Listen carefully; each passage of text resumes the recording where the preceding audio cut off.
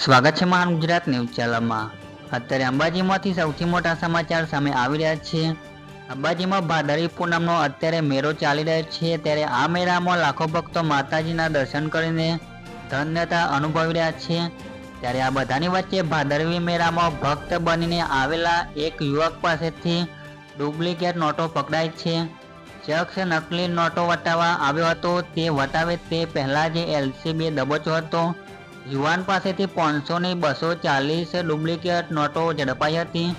કુલ નકલી નોટોની કિંમત 1,20,000ની એલસીબી સાથે ઈસમને દબોચ્યો હતો। આ શખ્સ હાલ ભાભરના બુરેઠા ગામનો વતની હોવાનું પણ સામે આવ્યું છે। આરોપીની ઓળખ ભરત પ્રજાપતિ તરીકે થઈ છે। એલસીબીએ આરોપીની આખરી પૂછપરછ કરી હતી, તે દરમિયાન શખ્સે કબૂલ્યું હતું કે તે પોતાના ઘરે કલર પ્રિન્ટમાં નોટો છાપતો હતો।